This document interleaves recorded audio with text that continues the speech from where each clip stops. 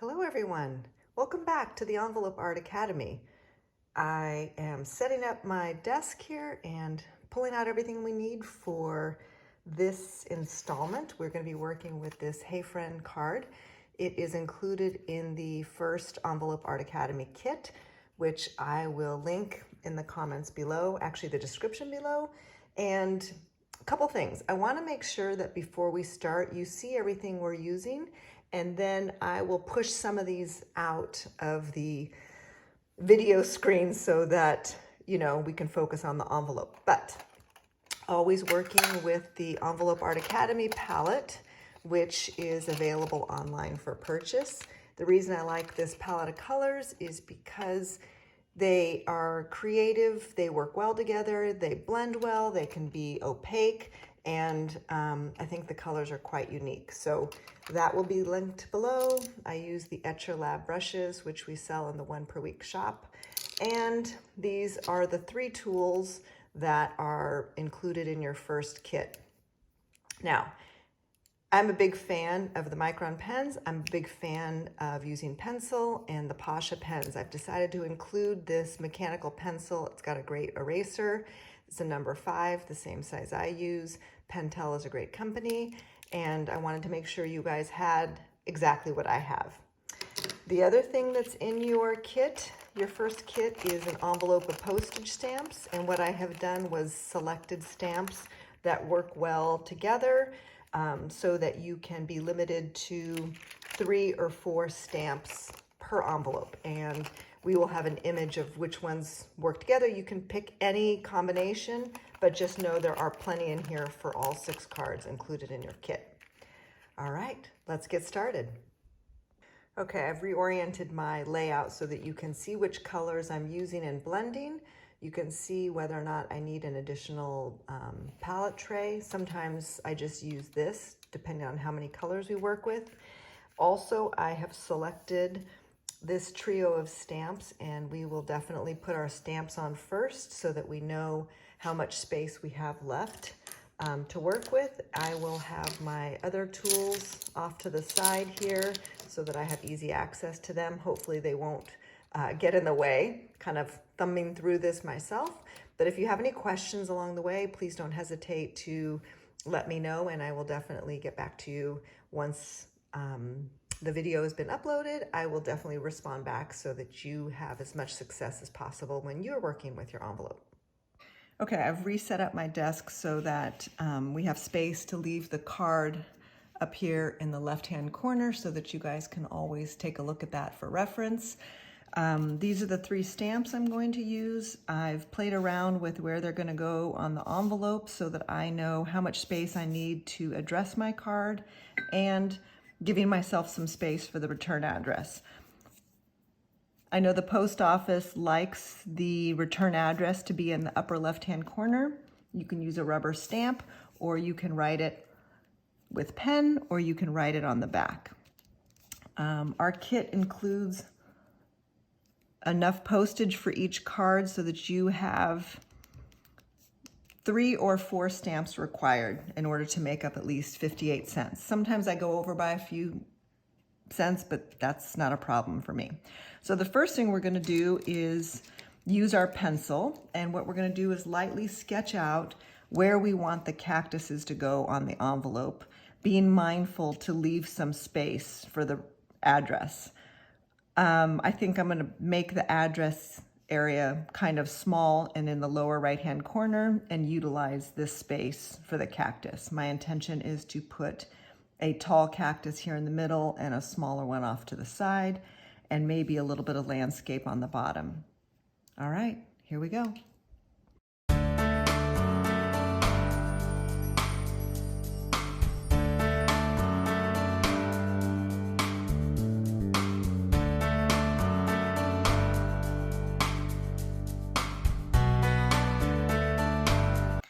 Okay, so clearly I have a very small space to write the address here, but I think it's going to be fine and I don't see a problem with that.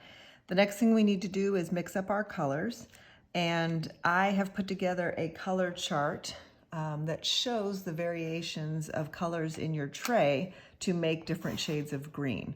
So if we use one of our blues, our yellow, and our olive green, it makes a more darker forest green. If you use the teal color and the olive green, you have a nice Kelly green. So that gives you some flexibility for your cactus. If you use your light pink and yellow, you get this beautiful peachy color that might look nice for the landscape. Okay, I'm going to try to figure out how to attach this to the video as a picture or a download or something. I'm not quite there yet, but I will figure it out. If you're new to the Envelope Art Academy and you want an image of that chart, I will definitely send it to you on Instagram. Okay, so the next thing we need to do is mix up our colors, and I think I'm going to go ahead and get started and do that in a time-lapse video, and I will use both this tray and the one in front of me to mix up the colors so that you can see what we got to work with.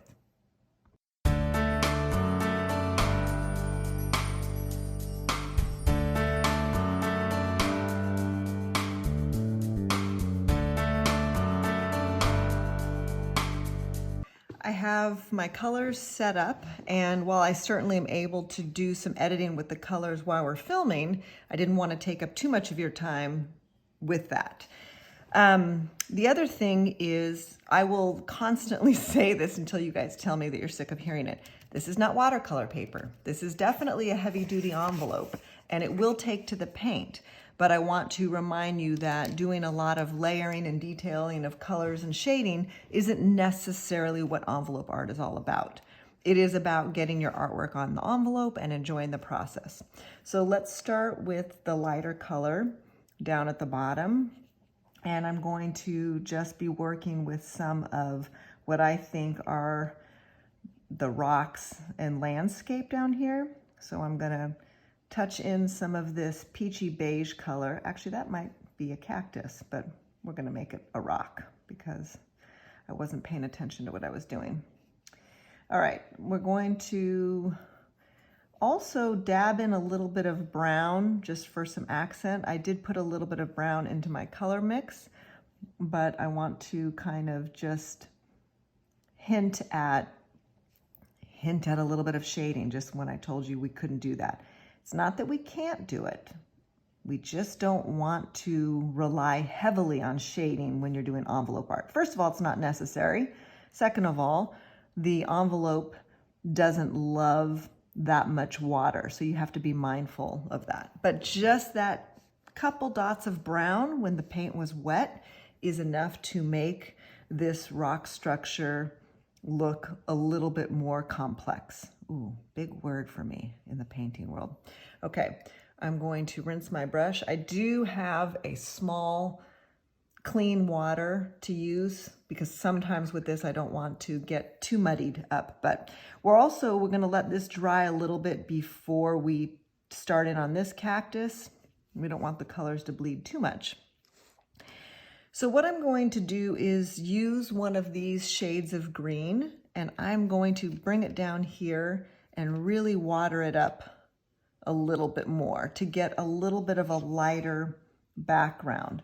We're going to sort of do the same thing we did with the rocks where we apply some other shades of green to it. So I've got one stalk of the cactus.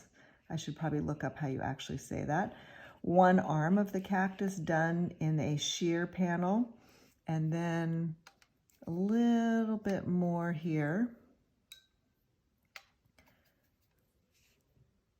And what I'm going to do is just, I'm using also, by the way, a number 6. Oop, good thing that slid right across the table. Okay.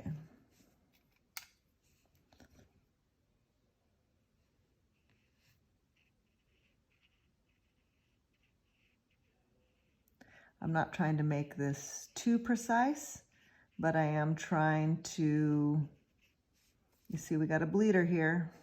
All right, so just bring that guy down in his own space. Okay, so what we're gonna do here is just get that light shade down and then we're going to work with some of these accent colors afterwards. I can see it's a little bit wet, and I certainly don't want it to take too long to dry, and I don't want it to damage the envelope too much. So we have to be mindful of not using too much water when we're working here.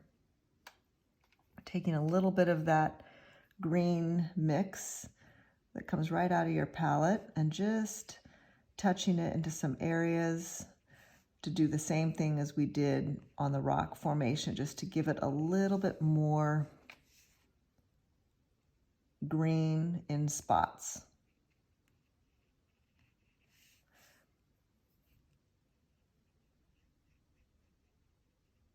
Okay, I like how that's looking.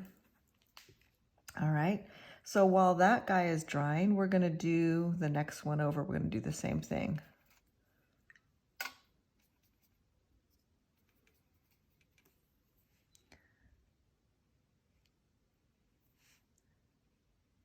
This looks like it might be a little bit more concentrated, which is fine. So I'm going to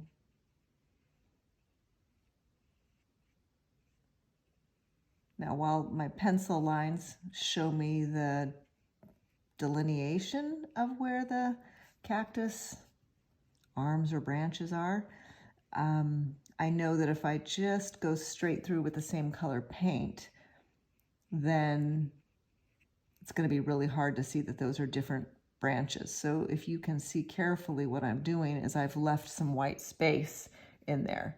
I'm taking a little bit of this darker green, throwing a little bit of brown in there,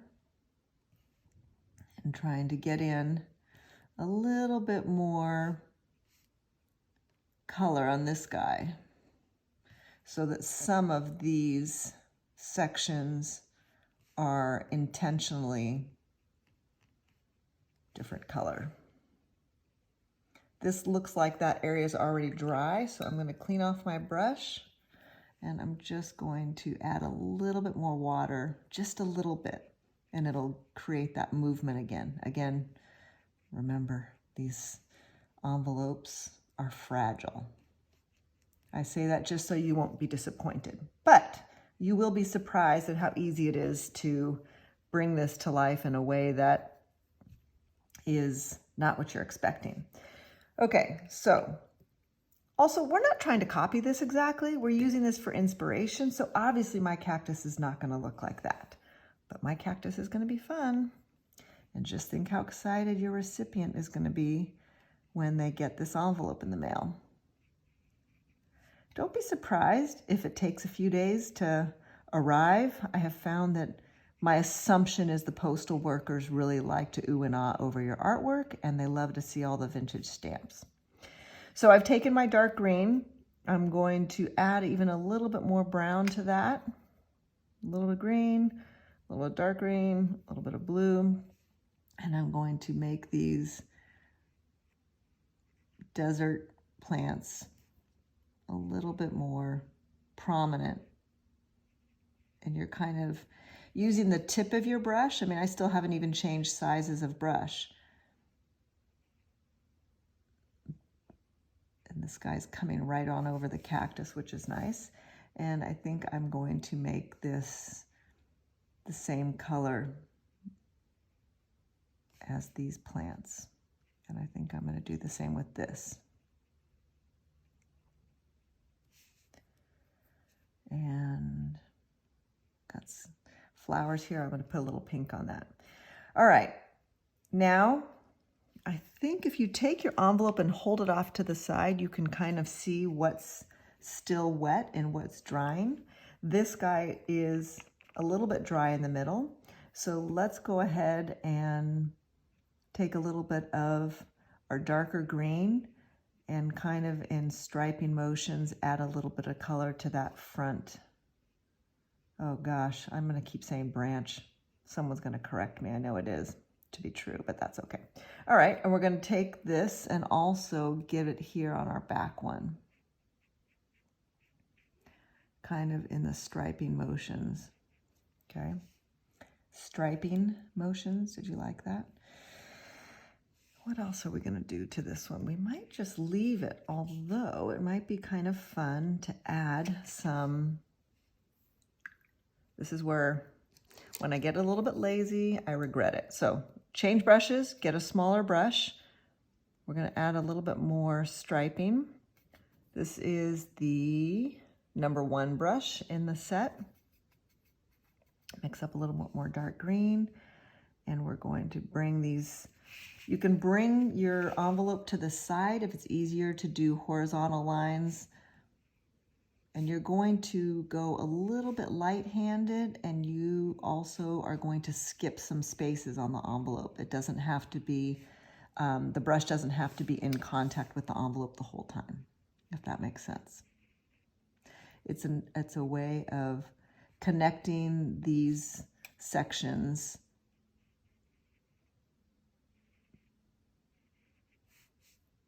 to these darker sections to the cactus.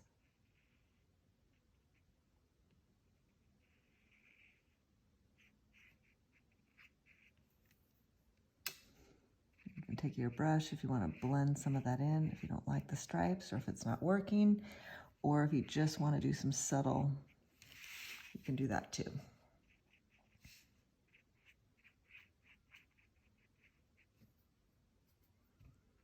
Looks like this part up here wasn't quite dry, so I'm just going to add some of this darker color.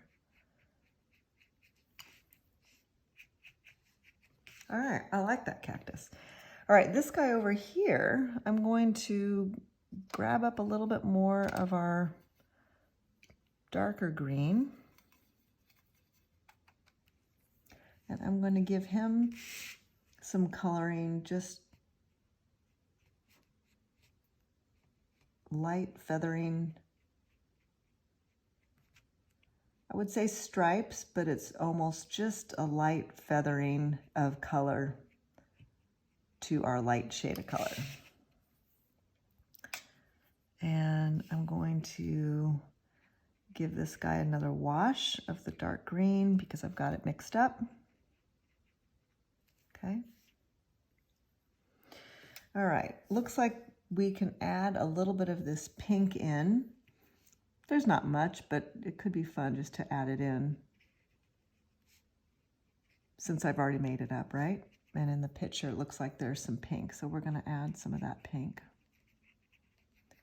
And then I'm going to just grab a little bit of the cranberry that's in your palette. And we are going to make these flowers connected to the cactus on this side.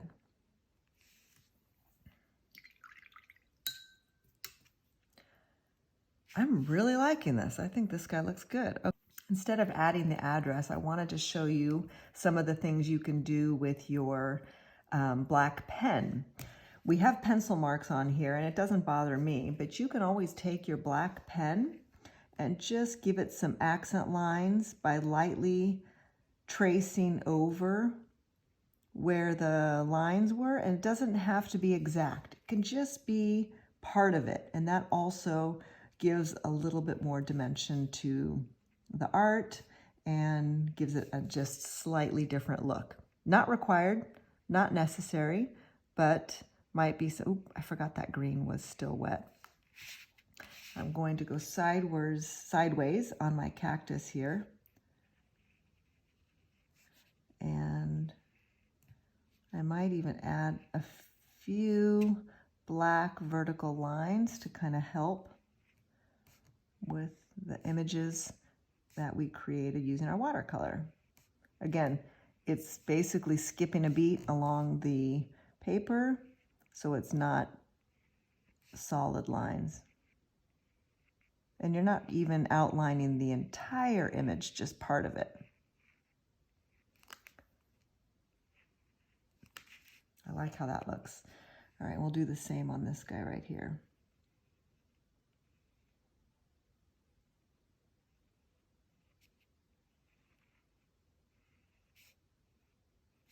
The addition of the black lines is not necessary, but since I had the pen out, I thought we would play around with that a little bit.